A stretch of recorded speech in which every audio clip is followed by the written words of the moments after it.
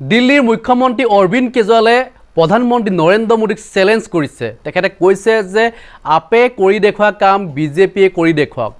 আপে যেহেতু চৰকাৰী স্কুলসমূহ খুলিছে, কিন্তু বিজেপিয়ে চৰকাৰী স্কুল বন্ধ কৰি মদৰ দোকান খুলিছে। বিজেপিয়ে ৱাইন শ্বপৰ দোকানীক মদ বিক্ৰী কৰিবৰ কাৰণে হেঁচা প্ৰয়োগ কৰিছে।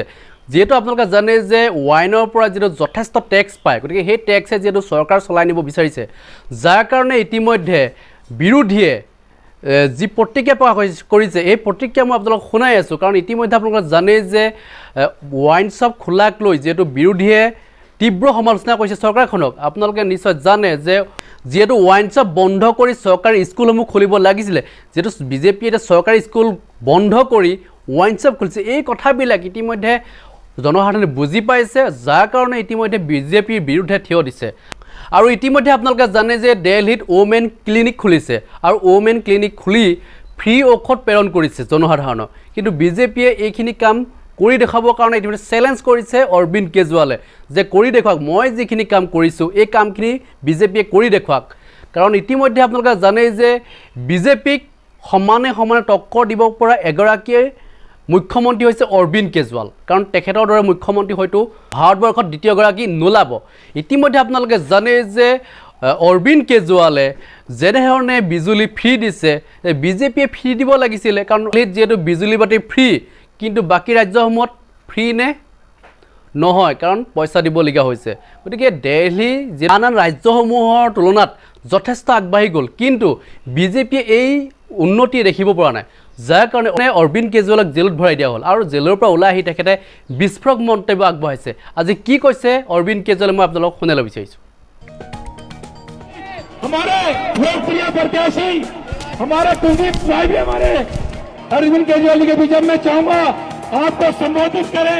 दिल्ली के दोस्तों, मैं सीधा जेल से आ रहा हूं आप लोगों के बीच में। आप लोगों की बहुत याद आती थी मेरे को जेल में, बहुत मिस किया मैंने आप लोगों को। आपने मिस किया? किस किसने मेरे को मिस किया? पक्की बात, झूठ तो नहीं बोल रहे? I love you, I love you. देखो, आपने मेरे को मिस किया, मैंने आपको मिस किया, भगवान ने आज हम दोनों को मिला दिया। जब मैं जेल में था मेरे को पता चला बहुत महिलाओं ने, माताओं ने, बहनों ने व्रत रखे, पूजा पाठ किया कि केजरीवाल आप बाहर आ जाए।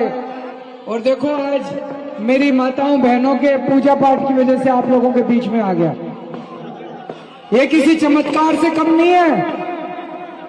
प्रधानमंत्री जी ने पूरी कोशिश करी कि मैं बाहर नहीं आ सकूं, लेकिन हनुमान जी की कृपा है मेरे ऊपर, बजरंगबली की बहुत आशीर्वाद है मेरे ऊपर। बजरंगबली के सामने मोदी जी की नहीं चली और मैं आप लोगों के बीच में आ गया। मैं सोच रहा था, मैं एक छोटा सा आदमी हूं, मेरी छोटी सी पार्टी है, 2 राज्यों में सरकार है बस, दिल्ली में, पंजाब में। प्रधानमंत्री जी तो बहुत बड़े हैं, बहुत पावरफुल हैं, फिर उन्होंने मेरे को जेल क्यों भेजा? वो दिल्ली के काम रोकना चाहते हैं। मेरा क्या कसूर है? मेरा कसूर है मैंने आप लोगों के बच्चों के लिए अच्छे सरकारी स्कूल बना दिए, अच्छी शिक्षा का इंतजाम कर दिया। प्रधानमंत्री जी दिल्ली के स्कूल बंद करना चाहते हैं, इसलिए मेरे को गिरफ्तार किया ताकि दिल्ली के स्कूल बंद हो जाए। मेरा कसूर है मैंने दिल्ली के अंदर जगह जगह मोहल्ला क्लिनिक खोल दिए, फ्री दवाइयों का इंतजाम कर दिया, इलाज का इंतजाम कर दिया। प्रधानमंत्री जी मोहल्ला क्लिनिक बंद करना चाहते हैं। मैंने प्रधानमंत्री जी को कहा, मैंने कहा जी दिल्ली में मैंने 530 मोहल्ला क्लिनिक बनाए हैं, आप तो देश के राजा हो, आप पूरे देश में 5 लाख मोहल्ला क्लिनिक बनाओ, इसमें आपका बड़प्पन है। आप दिल्ली में केजरीवाल को गिरफ्तार करके दिल्ली के मोहल्ला क्लिनिक बंद करोगे, ये गलत बात है, इससे देश का विकास नहीं होगा। आप इतने बड़े आदमी हो, मैंने दिल्ली में 500 स्कूल बनाए। आप पूरे देश में 50,000 स्कूल बनाओ ना, तब तो आपका बड़प्पन है। और विडंबना देखो दोस्तों, मैंने दिल्ली वालों को फ्री दवाइयों का इंतजाम किया सबके लिए, लेकिन जब मैं जेल गया मेरी 15 दिन तक इन्होंने दवाइयां बंद कर दी वहां पे।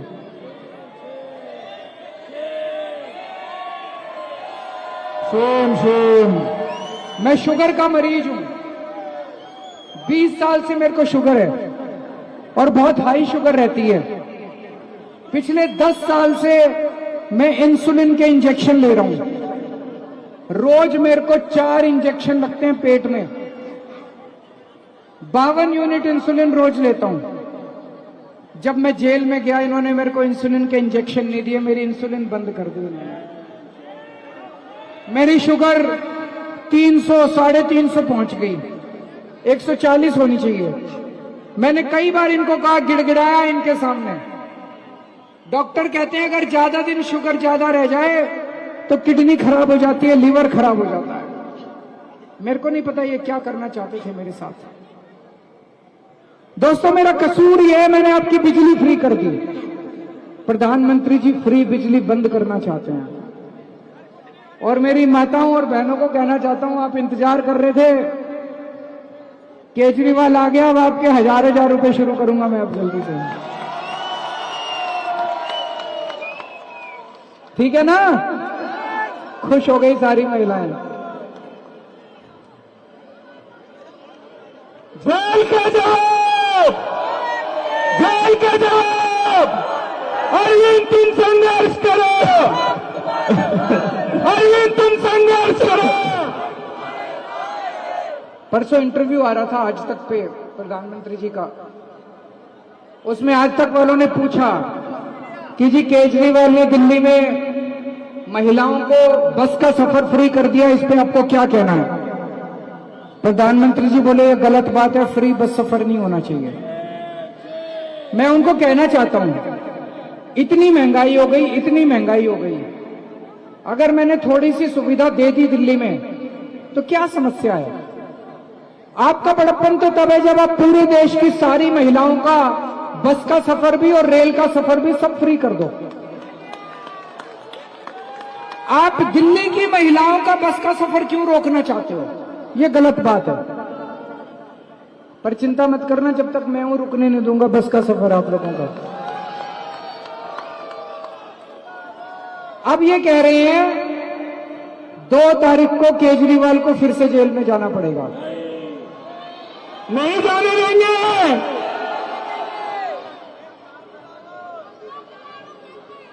देखो जी, आपके ऊपर है कि मैं जेल जाऊंगा कि नहीं जाऊंगा।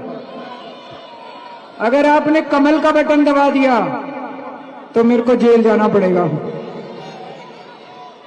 अगर आपने झाड़ू का बटन दबाया तो मैं आपके बीच में घूमता रहूंगा, फ्री घूमता रहूंगा, आजाद घूमता रहूंगा। वोट पड़ेगी, वोट पड़ेगी, जेल का जवाब, जेल का जवाब 25 मई, भाजपा गई, 25 मई, भाजपा गई, 25 मई, भाजपा गई। और देखो कितनी गुंडागर्दी मचा रखी है इन लोगों ने। मनीष सिसोदिया को गिरफ्तार कर रखा है, सतेंद्र जैन को गिरफ्तार कर लिया, संजय सिंह को गिरफ्तार कर लिया, मेरे को गिरफ्तार कर लिया, परसों मेरे पीए को गिरफ्तार कर लिया, अब कह रहे अतिशी को भी गिरफ्तार करेंगे, सौरभ भारद्वाज को भी गिरफ्तार करेंगे। हमने प्रधानमंत्री चुना था, थानेदार थोड़ी चुना था। ये क्या है? ऐसे देश तरक्की करेगा? सबको पकड़ पकड़ के जेल में डाल दो।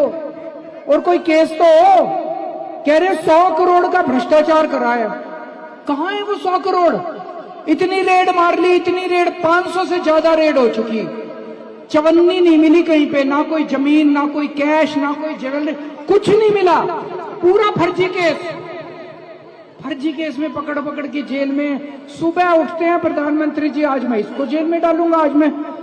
देश के अंदर लोग इतने दुखी हो रहे हैं, इतनी महंगाई हो रही है।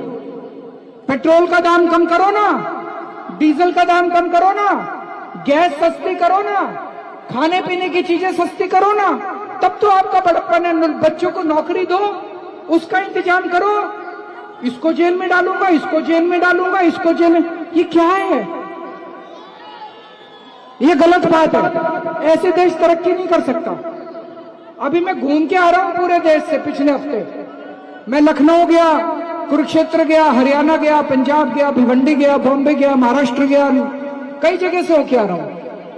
इतना गुस्सा है लोगों में बीजेपी के खिलाफ, इतना गुस्सा है लोगों के अंदर। लोगों के घर का खर्चा नहीं चल रहा, कमाई बढ़ नहीं रही और हर चीज महंगी होती जा रही है, हर चीज महंगी होती जा रही है। घर में बच्चे बेरोजगार बैठे हैं। भाई साहब, इस बार लिखवा लो मेरे से, 4 जून को मोदी सरकार वापस नहीं आ रही है।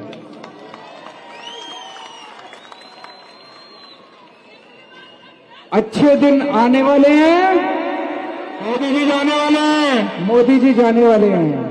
अच्छे दिन आने वाले हैं, मोदी जी जाने वाले हैं, अच्छे दिन आने वाले हैं, मोदी जी जाने वाले हैं, अच्छे दिन आने वाले हैं। मोदी जी जाने वाले हैं। और इनको भी लग रहा है कि गड़बड़ हो गई बहुत ज्यादा।